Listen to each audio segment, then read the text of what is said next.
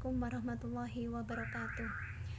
Kepada yang terhormat Bapak Mahfudz Junaidi, yang saya hormati teman-teman semuanya, pada kesempatan ini saya akan menyampaikan makalah berjudul tentang konsep dasar kurikulum pendidikan. Sistematika yang akan saya bahas yang pertama adalah pendahuluan. Pendidikan merupakan usaha sadar dan terencana untuk mewujudkan suasana belajar dan pembelajaran agar peserta didik dapat mengembangkan potensi yang dimilikinya. Pendidikan merupakan interaksi antara pendidik dan peserta didik untuk mengembangkan potensi-potensi yang dimiliki oleh siswa atau peserta didik. Di dalam kurikulum, salah satu komponen penting dalam pendidikan formal. Nah, berbicara kurikulum merupakan deskripsi dari visi, misi, dan tujuan pendidikan dalam sebuah bangsa. Kurikulum akan mengalami perubahan seiring dengan dinamika sosial yang disebabkan oleh beragam faktor. Oleh sebab itu, kurikulum bersifat fleksibel dan juga futuristik. Nah, melihat dari latar belakang tersebut, pemakalah akan membahas mengenai konsep dasar kurikulum pendidikan. Tematika yang kedua yang akan saya bahas yaitu tentang rumusan masalah.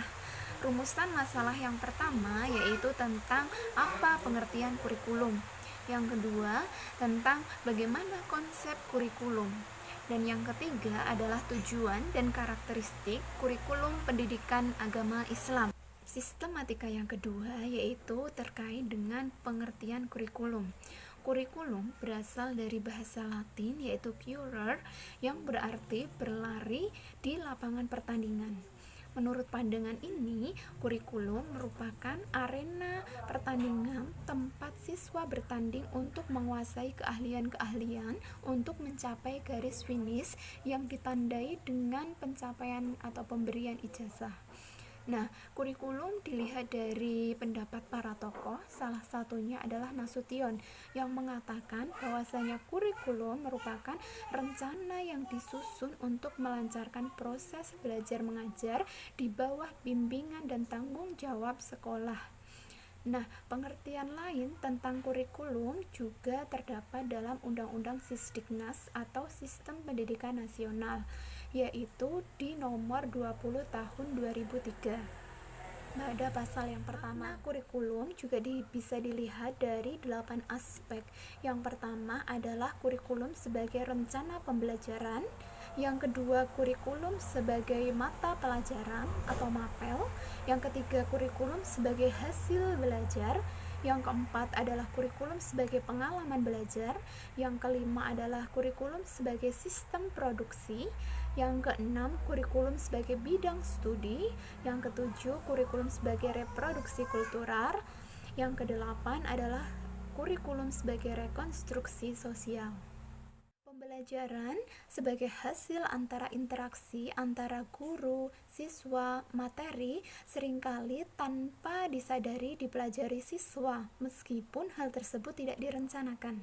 Nah, hal inilah yang dikenal dengan hidden curriculum atau kurikulum tersembunyi. Nah, menurut Valensi, hidden curriculum ini meliputi berbagai aspek yang tidak dipelajari dari program sekolah yang non-akademik. Hidden curriculum ini sangat berperan besar dalam pembentukan nilai-nilai, sikap, dan persepsi siswa. Nah, pembahasan yang kedua yaitu tentang konsep kurikulum. Konsep kurikulum berkembang sejalan dengan perkembangan teori dan praktek pendidikan. Ada 3 konsep tentang kurikulum. Yang pertama, kurikulum sebagai substansi, yaitu rencana kegiatan belajar bagi peserta didik di sekolah-sekolah. Yang kedua adalah konsep kurikulum sebagai sistem, mencakup beberapa struktur personalia dan prosedur kerja tentang cara menyusun kurikulum, melaksanakan, dan mengevaluasi serta menyempurnakan kurikulum. Yang ketiga adalah kurikulum sebagai bidang studi. Nah, kurikulum sebagai bidang studi ini bertujuan untuk mengembangkan ilmu tentang kurikulum dan sistem yang ada di dalam kurikulum itu sendiri.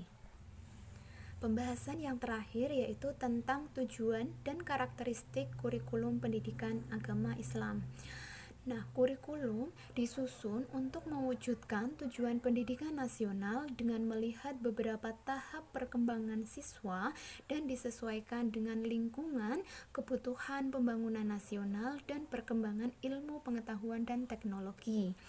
Nah, karakteristik kurikulum pendidikan Islam ini terdiri dari beberapa aspek. Karakteristik yang pertama adalah kurikulum menonjolkan tujuan agama. Kemudian yang kedua yaitu dengan kurikulum lebih memperhatikan dan membimbing pribadi siswa, baik secara intelektual maupun emosional. Kurikulum sekolah disusun sinkron dengan potensi anak sebagai subjek pendidikan agar mereka menjadi orang yang diinginkan di masyarakat atau desirable person, sehingga serasi dengan harapan dan juga aspirasi dari stakeholder pendidikan. Cukup sekian makalah dari saya. Mohon maaf apabila ada tutur kata yang kurang berkenan. Dan wassalamualaikum warahmatullahi wabarakatuh.